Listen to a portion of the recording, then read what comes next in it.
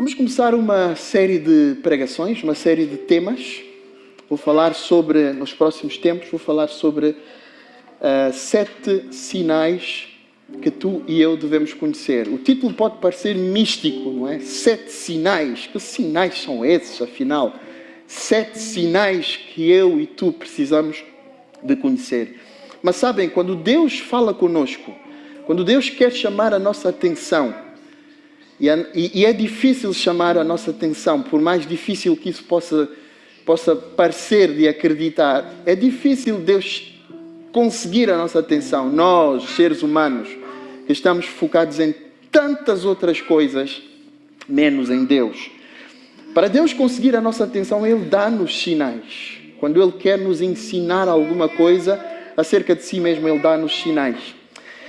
E sinais é a palavra que a própria Bíblia usa em relação a muitos milagres que Deus fez, que Jesus fez quando estava aqui na Terra. A própria Bíblia usa o termo sinal para se referir aos milagres que Jesus fez. Por quê? Porque eram um sinal de Deus, para Deus dar-nos a entender, a conhecer e a vivenciar um aspecto da pessoa de Jesus, do poder dele, da glória dele. São sinais que Deus estava a lançar no tempo, na história, para que todos os homens que viam estes sinais pudessem conhecer quem Jesus é, a perceber-se realmente de quem Jesus é, para receberem Jesus, crerem em Jesus e adorarem Jesus. E não só isso, mas para viverem a experiência real de Jesus nas suas vidas. Deus deu estes sinais. Então, a palavra sinais aqui não é inventada por mim. Eu tirei-a realmente da Bíblia, porque mais uma vez a Bíblia usa esta palavra para se referir, não sempre, mas muitas vezes, aos milagres que Jesus Cristo fez. E hoje vamos falar sobre um grande milagre que encontramos em João no capítulo 11. O milagre da ressurreição de um homem. Já houve outros milagres no passado, no Velho Testamento, por exemplo, há outros milagres que são registados sobre ressurreição. Portanto, não é a primeira vez que alguém está a ressuscitar na Bíblia uma outra pessoa. Mas este é especial. E nós vamos perceber porquê que o milagre de Jesus aqui foi especial. Então vamos orar e depois vamos mergulhar nesta lição de hoje, que espero vai edificar as vossas vidas e de quem ouve lá em casa, e transformar a nossa experiência. Jesus, estamos entregues a Ti, completamente entregues a Ti, completamente entregues ao Teu Espírito Santo. Tua palavra diz que a Tua palavra não volta vazia para Ti, sem antes ter realizado o seu propósito. Senhor, se as palavras humanas costumam motivar, costumam encorajar, estimular motivação em nós, quanto mais a Tua palavra, Senhor. Por isso te peço, ó Deus, que ninguém fique indiferente à Tua palavra. Que nós possamos sair transformados por ela, Senhor. Mesmo quando ela for lida, que ela não soe na nossa vida como algo que não produz nada. Mas que quando ela entrar nos nossos ouvidos, vá até a alma, com a ajuda do Teu Espírito Santo, até ali às profundezas do nosso ser, e que nos possa transformar por dentro, para sermos aquela pessoa que Tu queres que nós sejamos. Peço a Tua presença especial nesta hora, no nome de Jesus. Amém. A primeira coisa que eu gostava que nós víssemos é que o sofrimento, e é uma pergunta, no fundo não é uma afirmação, começamos com uma interrogação. Será que o sofrimento é uma experiência necessária? Porque é que Deus deixa atingir a nossa vida e a vida daqueles que amamos, com experiências difíceis, com experiências dramáticas, com experiências complicadas? Por que é que Deus faz isso, não é?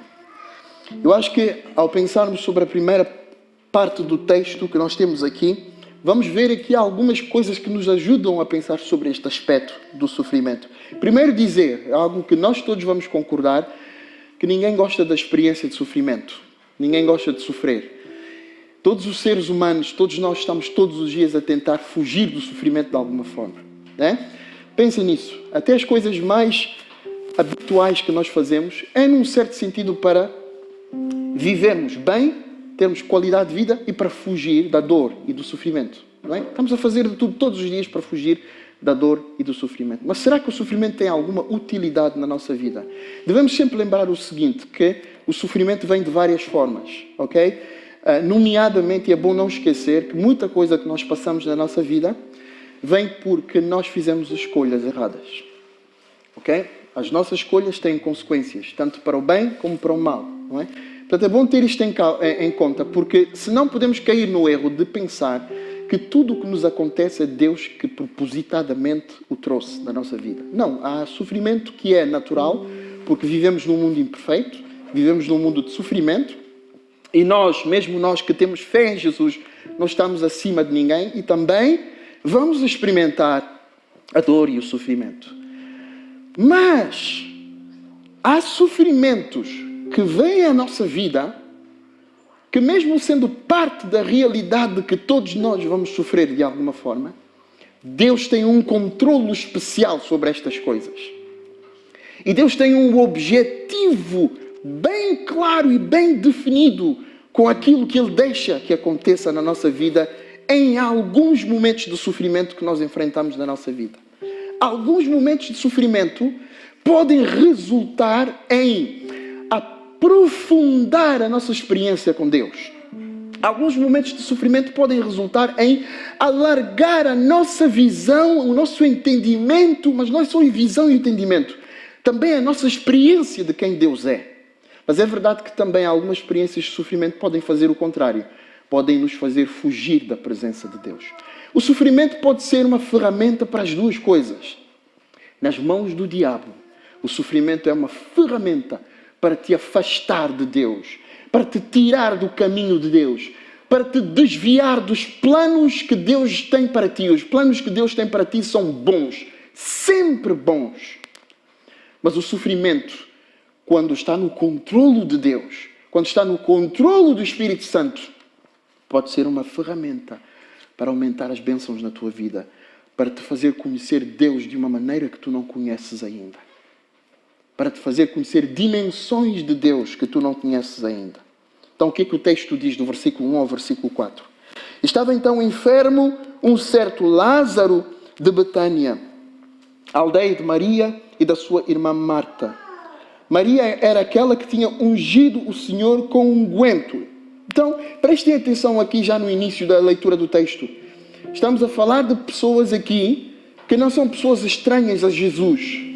São pessoas próximas de Jesus. Quem é esta Maria? É aquela que tinha ungido, que tinha derramado perfume nos pés de Jesus como um gesto de adoração a Ele. E lhe tinha enxugado os pés com seus cabelos, cujo irmão Lázaro estava doente. Então mandaram-lhe, pois, suas irmãs dizer: Senhor, eis que está enfermo aquele que tu amas. E Jesus, ouvindo isto, disse: esta enfermidade não é para a morte, mas para a glória de Deus, para que o Filho de Deus seja glorificado através dela. Então, que dois aspectos importantes estamos a ver aqui em relação a este primeiro aspecto de reflexão aqui. Primeira coisa, quem era Lázaro? Lázaro era um amigo íntimo de Jesus. Jesus amava Lázaro. O texto faz questão de dizer que Jesus amava Lázaro. E como já vimos aqui também, as irmãs de Lázaro, Marta e Maria, também eram amigas queridas de Jesus. São pessoas íntimas de Jesus aqui. Então o que estamos a ver aqui é que pessoas que são amadas por Jesus Cristo, que são íntimas de Jesus Cristo, vão passar agora, daqui a pouco, um momento muito dramático. Isto mostra várias coisas. A primeira coisa é que mesmo aqueles que são íntimos de Deus, mesmo aqueles que Deus ama muito, podem experimentar sofrimento. Isso não tem nada a ver com nenhum pecado que elas cometeram, não tem nada a ver com nenhuma maldição que alguém lhes lançou ou que Deus lhes lançou, não tem necessariamente a ver nada com alguma consequência dos seus pecados, das suas falhas, não tem nada a ver, inclusive, com o facto de eventualmente Deus as desprezar, ou Deus não as amar, ou serem distantes a Deus. Não. Deus ama-as. Jesus ama-as. São próximas de Jesus, têm uma intimidade grande com Ele. Jesus ama-as de forma muito querida. E vocês vão notar uma coisa no texto aqui mais à frente, é que Jesus chora, inclusive, chega a chorar. Talvez a única palavra, a única versículo da Bíblia que fala de forma tão clara que Jesus chorou por causa desse amigo que estava doente aqui. Então era um amigo que Jesus amava, mas ainda assim estava a sofrer. Portanto, essa é a primeira coisa que devemos lembrar, é que Deus pode permitir, mesmo nas pessoas que lhe são queridas, que passem por experiências difíceis. Agora, a segunda coisa importante que nós vemos aqui é que a permissão que Deus dá, porque Deus dá a permissão. Olhem uma coisa, qualquer coisa que acontecer na vossa vida, Deus tem que permitir que aconteça. Jesus disse o seguinte aos discípulos: quando eu for, vocês vão ser perseguidos, vão vos colocar na cadeia, mas tenham ânimo, porque até os fios dos vossos cabelos, o número de cabelos que vocês têm na cabeça estão contados. E o vosso Pai Celestial, Ele não deixa que um pássaro sequer caia morto no chão sem que Ele autorize. Isto para dizer o seguinte, que não há nada que aconteça no universo que não esteja no controle de Deus. E mais importante do que isso, não há nada que vai acontecer na vida daqueles que creem em Deus que Deus não autorize primeiro. Deus está a controlar tudo. Deus tem tudo. Antes de alguma doença chegar na tua vida, antes de alguma escassez chegar na tua vida, antes de algum perigo chegar na tua vida, antes de alguma dificuldade chegar na tua vida, Deus já conhece. Deus já conhece todos os contornos desse problema. Deus já sabe tudo o que vai acontecer, absolutamente tudo. Ele não é apanhado de surpresa por nada, por absolutamente nada. Então, o que está a acontecer aqui, segundo as palavras de Jesus, tem um alvo, tem um objetivo que Deus quer realizar. Qual é este objetivo que diz lá no versículo 4? Jesus, ouvindo isto, disse: esta enfermidade não é para a morte. Mas o interessante é que ele vai morrer. Como é que Jesus pode estar a dizer que não é para a morte se ele vai morrer daqui a pouco? Jesus está a querer dizer o fim, ou seja, a estação final, a finalidade, o objetivo último desta situação não é a morte. A morte até pode acontecer no meio desta situação, no processo desta situação, no desenvolvimento desta situação, até pode haver morte. Mas o objetivo não é morte. O objetivo final é que Deus seja glorificado e que vocês me glorifiquem a mim. Ou seja, que vocês creiam em mim e me glorifiquem. Aqui agora nós podemos começar a pensar, mas será que Deus é egoísta?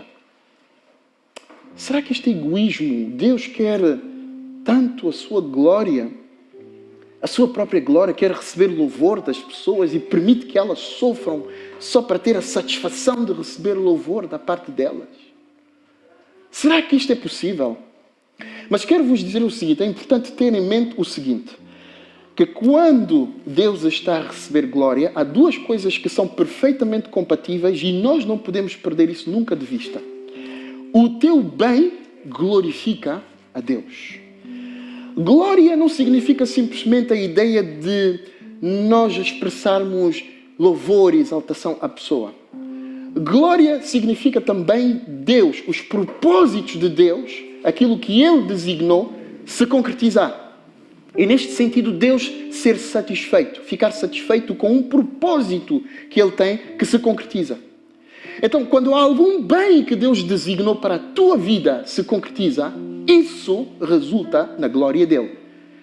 Isso, por um lado, faz com que as pessoas olhem para Deus e o adorem, mas, por outro lado, isto deixa Deus satisfeito porque Ele concretizou um objetivo bom que Ele tinha para a tua vida. Então não são duas coisas incompatíveis. Não há aqui uma realidade de há um Deus egoísta que faz com que as coisas aconteçam só para Ele estar a receber a adoração das pessoas. Não. É um Deus que criou-te para o bem, que te ama, que tem propósitos bons para ti e que quando estes propósitos acontecem na tua vida, Ele se sente satisfeito. E com isso também, todas as pessoas que veem aquilo acontecer, lhe rendem glória, lhe dão louvor e exaltam-no por aquilo que acontecer. E é isto que Jesus está a acontecer aqui. Há um bem que está para acontecer a vocês. Há algo de bom que está para acontecer a vocês aqui, que vai ser para vosso bem, mas também vai resultar para a satisfação dos propósitos do meu Pai e também vai resultar para que as pessoas reconheçam quem eu sou e me adorem por reconhecerem quem eu sou. É isso que Jesus está a dizer aqui, é por causa disto que isto vai acontecer. Então seguimos o raciocínio e podemos pensar no seguinte: as atitudes de Deus perante o nosso problema, é a segunda coisa que eu queria ver convosco, as atitudes de Deus perante o nosso problema têm uma explicação. Só que nós não as entendemos ou temos muitas dificuldades em entender. Quando alguma coisa acontece, há uma explicação. Só que nós, com a nossa mente humana limitada, temos dificuldade em entender. Vamos ler os versículos 5 a 15, por exemplo, e ver o que é que o texto diz lá. Ora, Jesus amava Marta e a sua irmã e a Lázaro. Ouvindo, pois, que estava enfermo, ficou ainda 2 dias no lugar onde estava. Depois disso, disse aos seus discípulos: vamos outra vez para a Judeia. Disseram-lhe os discípulos: Rabi, ainda agora os judeus procuravam apedrejar-te, e tornas para lá? Jesus respondeu: não há 12 horas no dia? Se alguém andar de dia, não tropeça, porque vê a luz deste mundo. Mas se andar de noite, tropeça, porque nele não há luz. Assim falou e depois disse-lhes: Lázaro, o nosso amigo, dorme, mas eu vou despertá-lo do sono. Disseram, pois, os seus discípulos: Senhor, se dorme, estará salvo. Mas Jesus dizia isto da sua morte. Eles, porém, cuidavam que falava do repouso do sono. Então Jesus lhes disse claramente: Lázaro está morto, e folgo por amor de vocês que eu lá não estivesse, para que acrediteis. Mas vamos ter com ele. Leiam de novo este versículo 15, porque está aqui algo muito importante. Diz Jesus assim: e folgo por amor de vocês, de que eu lá não estivesse, para que acrediteis. Mas vamos ter com ele. Isto é, quando Lázaro estava doente, e Jesus foi chamado a ter com Lázaro, lembram-se o que é que aconteceu? O que é que o texto disse no início? Jesus ainda demorou-se 2 dias, em vez de lá ir. Em vez de Jesus fazer como nós fazemos muitas vezes, quando alguém nos diz um problema, quando alguém nos relata que uma outra pessoa está a sofrer, e nós dizemos: ah, meu Deus, eu tenho que ir lá ajudá-lo, eu tenho que ir lá rápido, eu tenho que ir lá socorrê-lo já. Jesus, no início, ele diz: não vamos ainda. E ele ficou 2 dias antes de lá ir. E pelo que estamos a ver aqui, foi de propósito.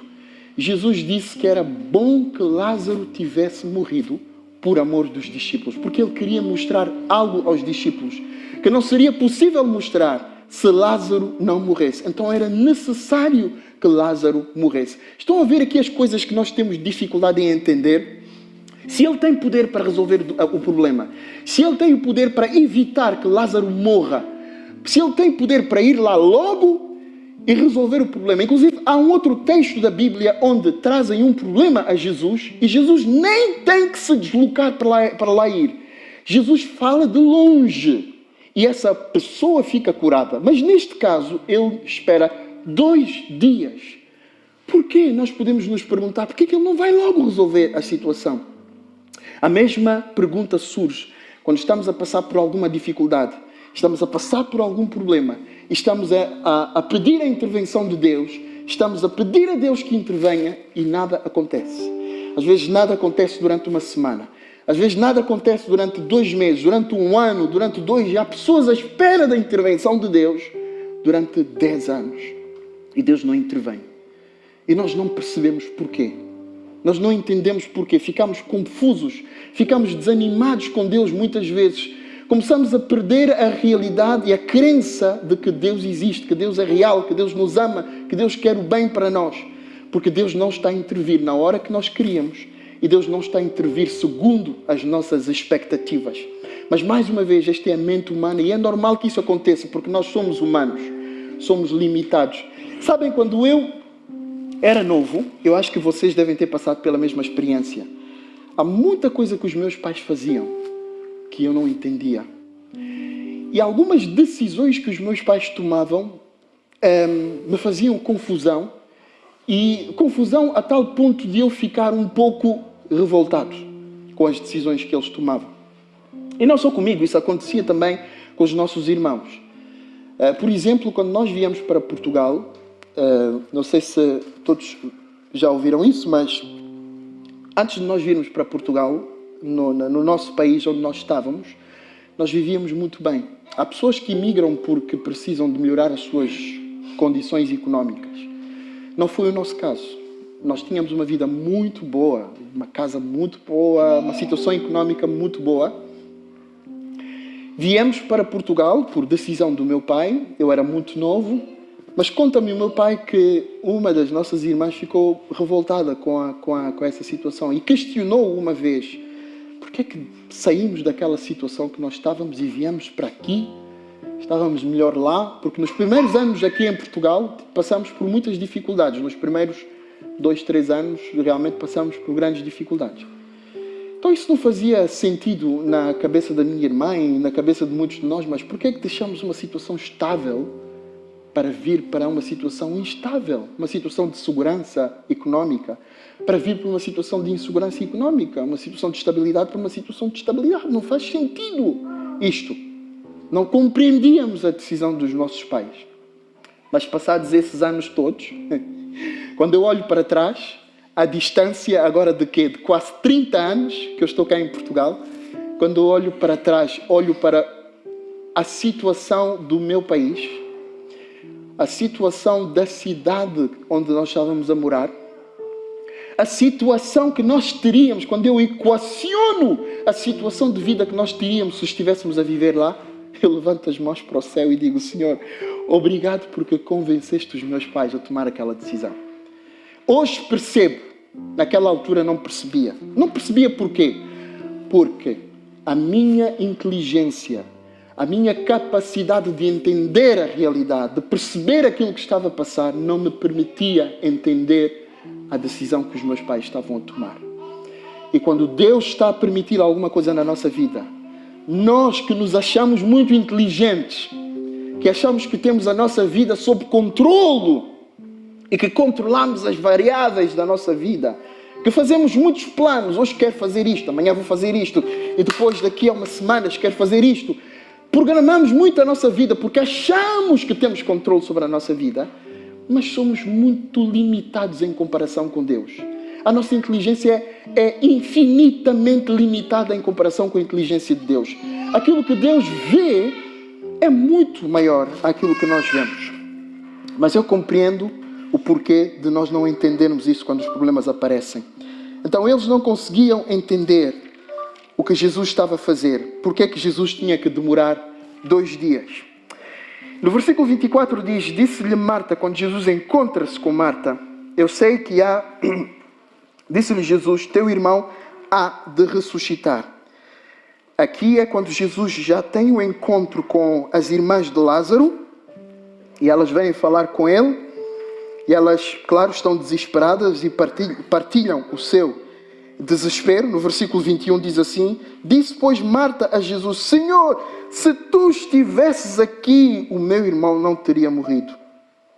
Como muitos de nós diríamos: Senhor, se tu agisses, eu não estaria nesta situação. Mas Jesus respondeu-lhe assim afirmadamente. Disse-lhe Jesus no versículo 23: o teu irmão vai ressuscitar. Agora, sabem o que é que a Marta respondeu? A Marta deu-lhe uma resposta que qualquer um de nós que acha com a sua convicção e às vezes uma certa arrogância religiosa e espiritual, que já conhece a Deus, já conhece Jesus e já conhece como Deus age. Porque se calhar já aprendeu muito, porque estamos a falar de uma pessoa que é judia, não é? Marta e Maria são judeus, portanto fazem parte da comunidade judaica. Já conheciam muito sobre doutrinas da fé, doutrinas da forma como Deus age e como Deus agiu na história. Por exemplo, quando Deus libertou o povo de Israel lá no Egito, todo judeu tinha que conhecer esta história. Então ela acha que já sabe. Olha a resposta que ela dá a Jesus. Disse-lhe Marta: eu sei que há de ressuscitar na ressurreição do último dia. Uma resposta religiosa, cheia de doutrina. E por vezes, quando nós estamos a cantar na igreja, nas igrejas, quando nós estamos a cantar e fazer afirmações: Senhor, tu estás vivo, Senhor, Tu és Rei. Senhor, a minha vida é Tua. Senhor, se Tu quiseres, vais fazer isso passar. Será que nós realmente sabemos o que estamos a afirmar?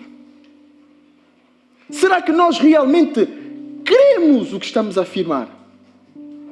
Será que nós realmente tivemos a experiência daquilo que estamos a afirmar? Porque sabem uma coisa, aquilo que se afirma só com base no conhecimento intelectual é diferente daquilo que se afirma com base na experiência. Quando alguém já viveu uma coisa e diz, eu sei que tu vais fazer, ele está a falar pela experiência. Mas infelizmente no mundo religioso, muita gente faz afirmações com base no intelecto. Ele sempre aprendeu isso, sempre leu a Bíblia, sempre estudou os textos da Bíblia. Ele sabe que as coisas são assim. Mas Deus sabe, Jesus sabe, porque até eu que estou aqui à frente a fazer afirmações das Escrituras Sagradas, Deus sabe o quão sincero eu estou a ser lá no meu coração. Vocês não sabem. Vocês estão a ver uma pessoa convicta e sincera, não é?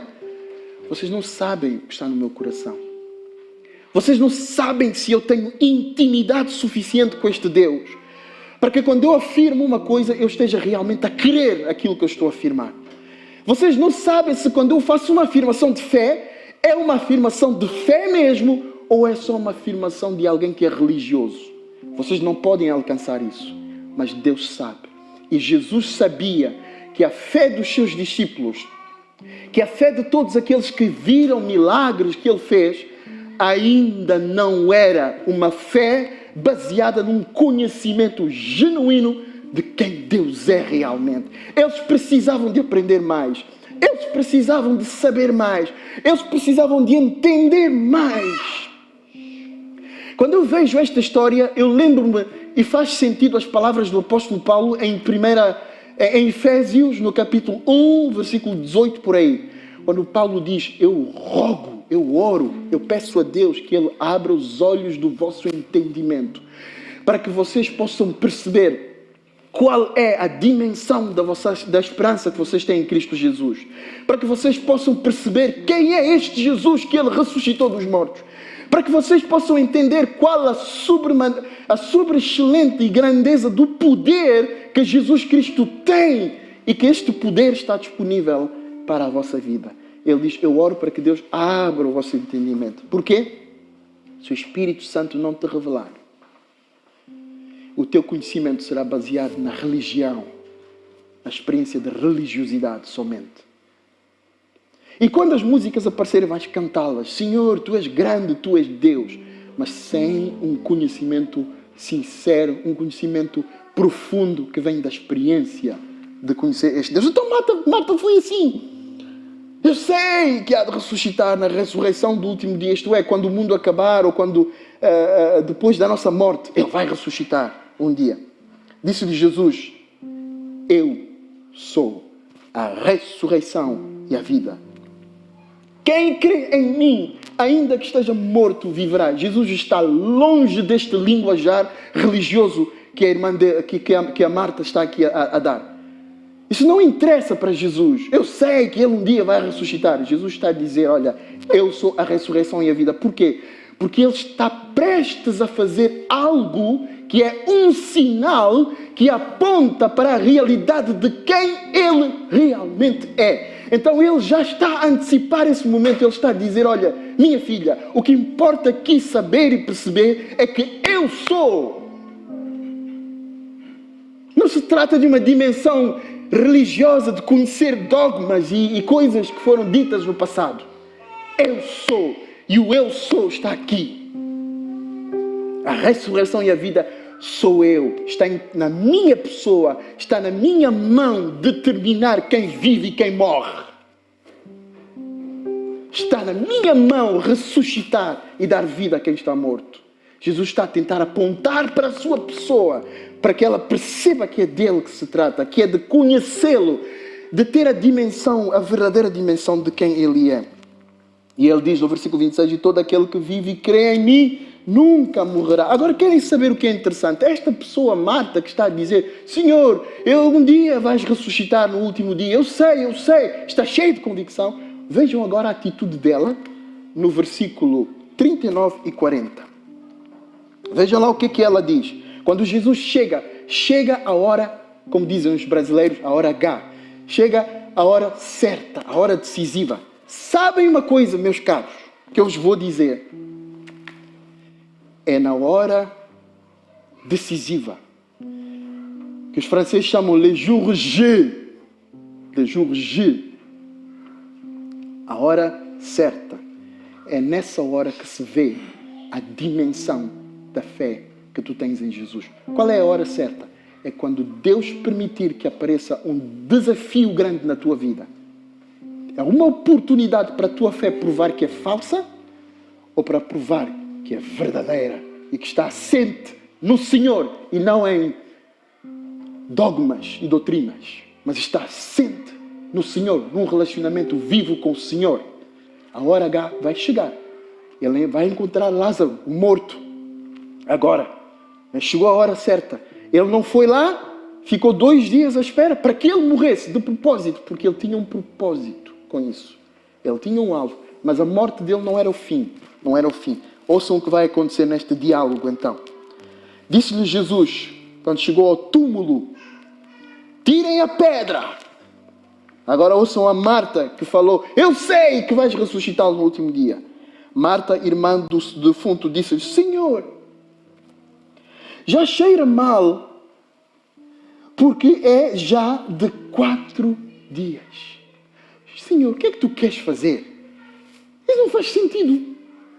O defunto está aqui há 4 dias e aqui é um pormenor cultural, teológico importante. Na mentalidade dos judeus, uma pessoa que está morta há 4 dias, ao fim de 3 dias, a situação dele é absolutamente irreversível, porque ele já passou para a dimensão dos mortos ao fim de 4 dias. Já não há hipótese desta pessoa voltar a viver. A situação dela é absolutamente irreversível. E é com esta mentalidade que ela está a falar aqui também. Sim, mas isto não faz sentido. O que era de esperar alguém que tem experiência com o Senhor Jesus Cristo?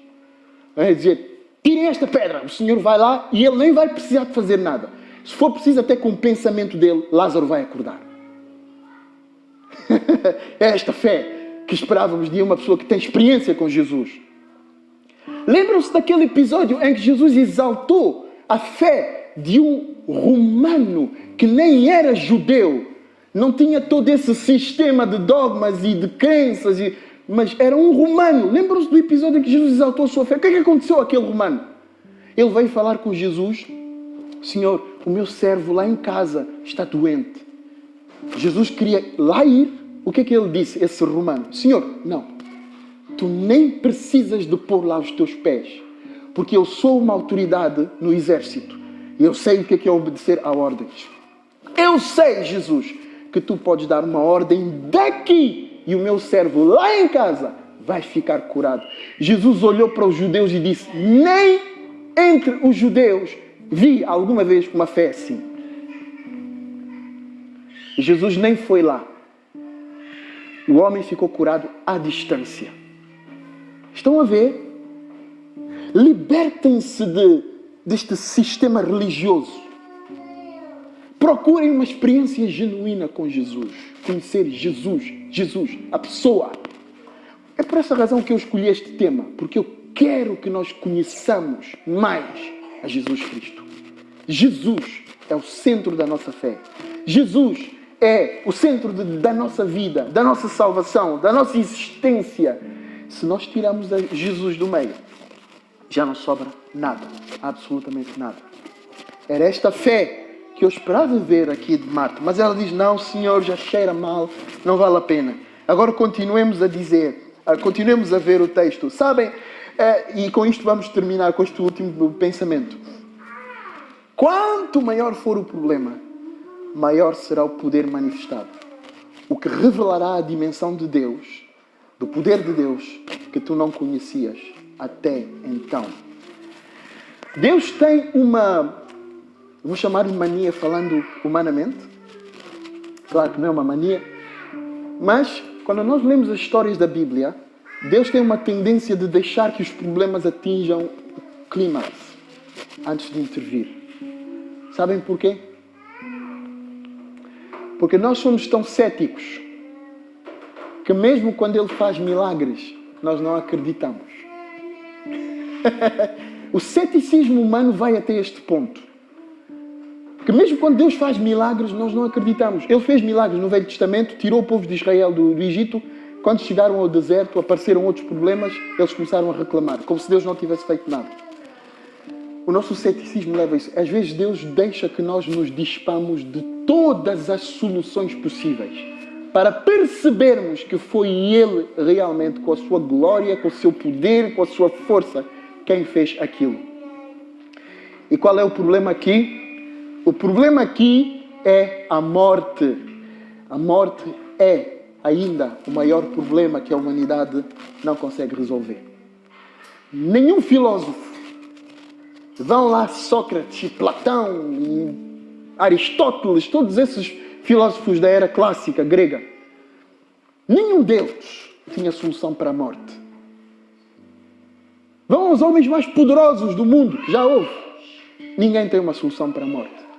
Ouvi que em Israel estão a desenvolver uma tecnologia, uma técnica que permite uma renovação permanente das células do corpo para que as pessoas não morram.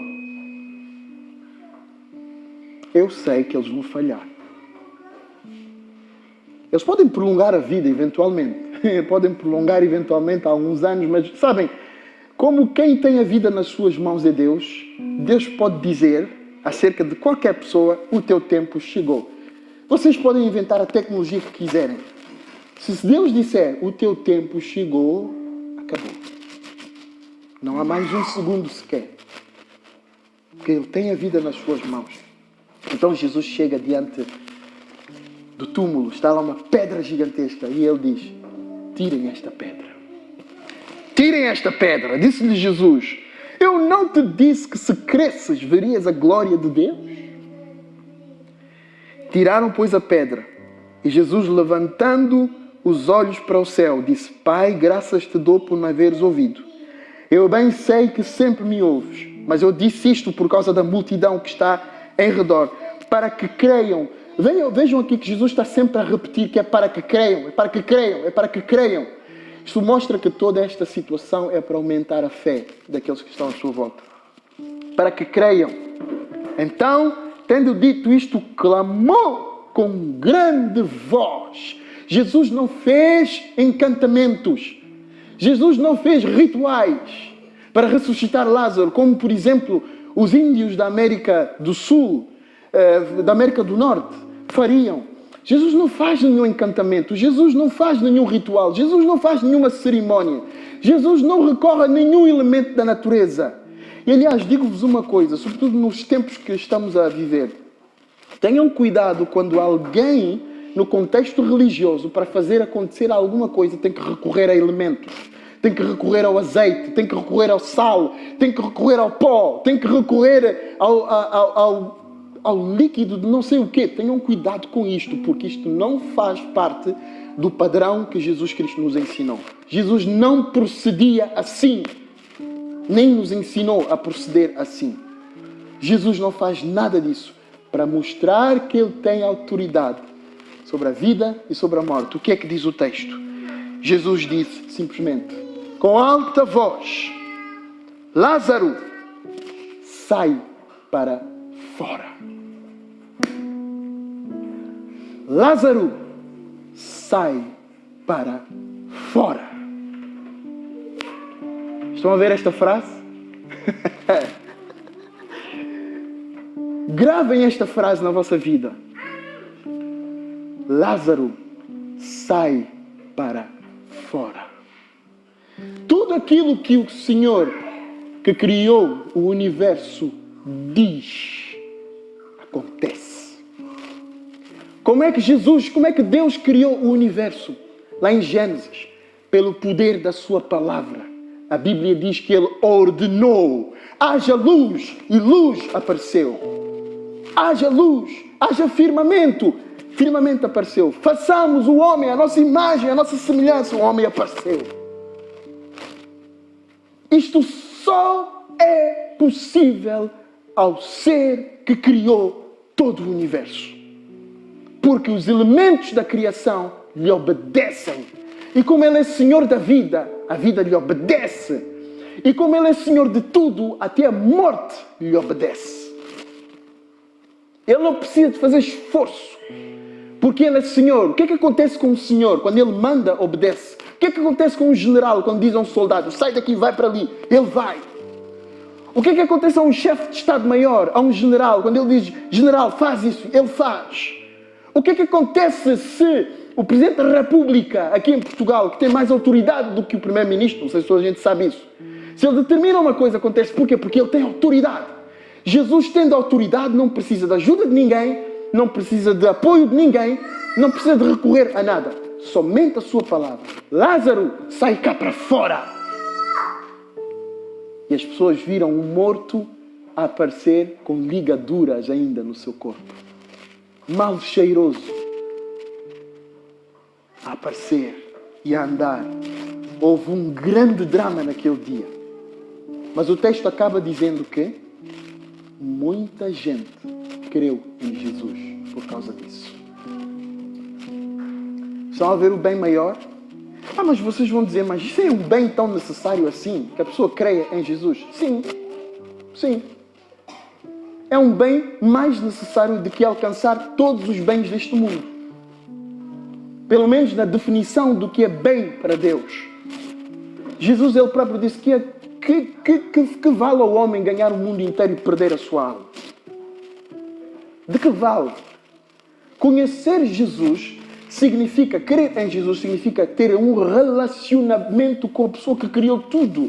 Oh, meus caros, eu não sei quanto a vocês, mas eu quero ter relacionamento com pessoas com poder e com autoridade. E não há ninguém que tem mais autoridade do que Deus. Se eu tenho a pessoa que tem mais autoridade no universo inteiro como meu amigo, como meu pai, como meu protetor, eu estou seguro em qualquer circunstância da vida. Eu estou seguro. Em qualquer circunstância, esteja na China, esteja aqui na Europa, onde quer que eu esteja, eu estou seguro. Sabe o quê? Até quando estiver às portas da morte, eu estou seguro.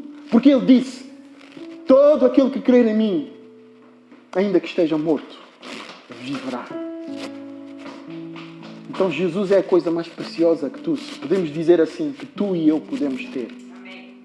Se este milagre ia possibilitar que aqueles que eram resistentes, que eram céticos, que eram eventualmente ateus, usando os termos de hoje, crescem em Jesus e começassem um relacionamento com Ele, então este problema valeu a pena. Porquê? Porque os discípulos viram a glória de Deus. Porque Marta e Maria viram a glória de Deus. Porque todos aqueles que lá estavam a presenciar aquele drama viram a glória de Deus. E acima de tudo, porque o próprio Lázaro não viu, viveu a glória de Deus, porque estava morto e voltou a viver. Que milagre! Que milagre! Que acontecimento! Então, o que eu posso dizer é, segue Jesus. Segue Jesus. Anda com Ele. Em todos os vales, em todas as estradas, em todas as montanhas, em todos os tempos, em todas as circunstâncias, até ao fim. Anda com Ele. Não porque Ele é um tipo de mágico que faça alguma coisa na tua vida. Não, mas por Ele ser quem Ele é. Porque este milagre, se fez alguma coisa, foi apontar para quem Jesus é. Então, anda com Jesus só por Ele ser quem Ele é. E eu garanto a vocês uma coisa. Que quem anda com Jesus, quem vive com Jesus, tem um relacionamento pessoal verdadeiro com Jesus, pelo menos uma vez vai viver a glória de Jesus na sua vida.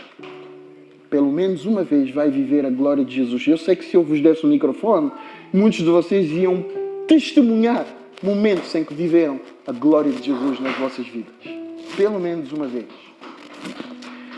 Em segundo lugar, anuncia-o a todos os humanos, porque todos precisam de ter experiências de o conhecer. Vocês acham que a minha dedicação aqui com o Raul, nosso técnico, em gravar os vídeos é só para termos uns vídeos gravados na internet? Eu sou uma pessoa, já disse isso aqui, eu sou uma pessoa muito discreta. Por mim, eu não estava aqui a pôr a minha cara à frente de uma câmara, porque sou por natureza uma pessoa discreta. Mas eu estou convencido de que a pessoa de quem eu estou a falar é a pessoa mais importante que pode ser falada em todo o mundo. Eu estou convencido que fazer publicidade de Jesus é a publicidade maior que eu posso fazer. É a mais útil e a mais relevante para a vida de todos os seres humanos, de todas as nações, de todas as etnias. Por isso dedico energia a gravar, porque fica na internet. Quem Deus quiser, pela sua graça, que se encontre com a mensagem e ouça esta mensagem acerca de Jesus Cristo.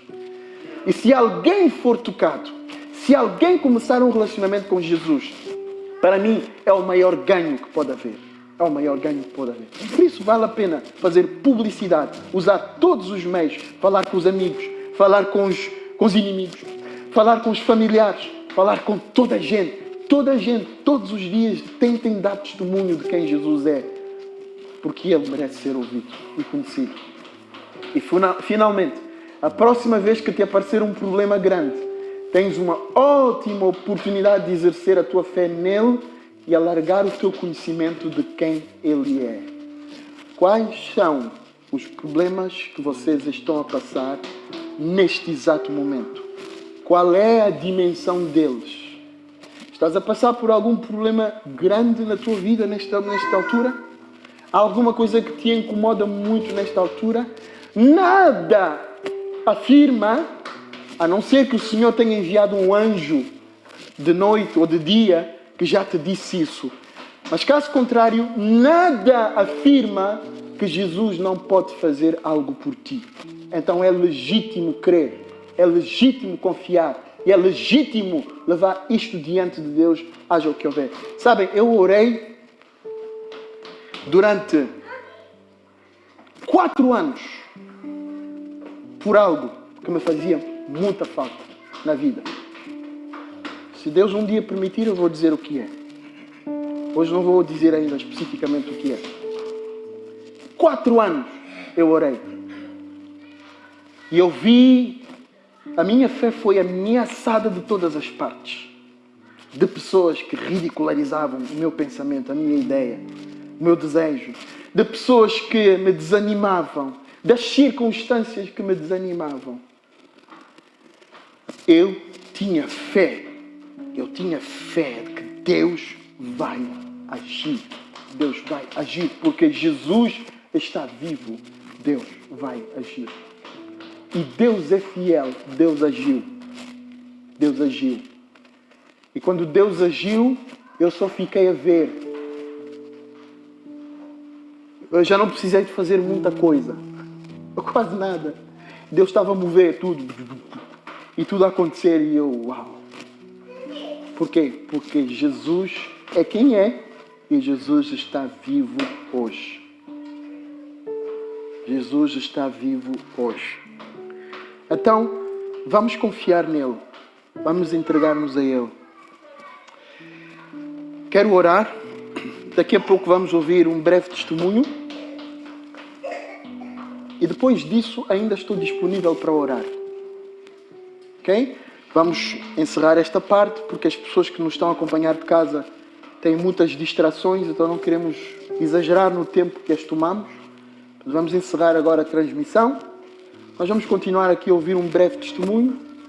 Depois disso, mesmo que o culto termine, eu estou pronto para me sentar com alguém que quer orar por causa de um problema difícil. Porque esta é a oportunidade de exercitar a nossa fé. De exercitar a nossa fé. Então vamos terminar esta parte. Jesus, te agradecemos. É um prazer enorme, Mestre, falar de Ti. É um prazer enorme comunicar as boas novas acerca de Ti. É um prazer enorme, Senhor, conhecer-te. É um prazer enorme experimentar as Tuas bênçãos na minha vida, Senhor, na nossa vida. Senhor, a Tua mensagem foi dada.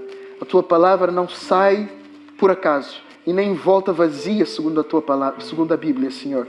Peço no nome e na autoridade do Senhor Jesus Cristo que o Espírito Santo rompa todas as barreiras que possa haver para levar esta mensagem até ao coração de todos aqueles que a ouviram.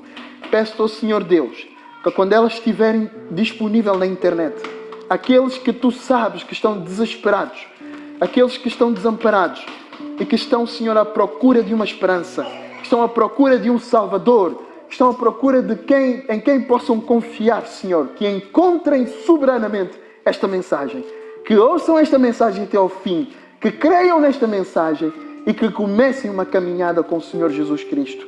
Deus, eu te peço que se algum de nós aqui presente é uma pessoa religiosa, mas que ainda não conhece o Senhor Jesus Cristo, eu te peço, ó Deus, mesmo que esta pessoa possa eventualmente até ser eu te peço que sejamos visitados pelo Teu Espírito Santo e que tenhamos um encontro arrebatador, um encontro transformador com o Espírito Santo, Senhor, para que a nossa fé não seja assente em histórias, que a nossa fé não seja assente, Senhor Deus, em dogmas, mas para que a nossa fé seja assente num relacionamento pessoal com Jesus de Nazaré, que está vivo ainda hoje. Assim me despeço, Senhor, daqueles que estão em casa e peço a Tua bênção para eles também. No nome de Jesus. Amém.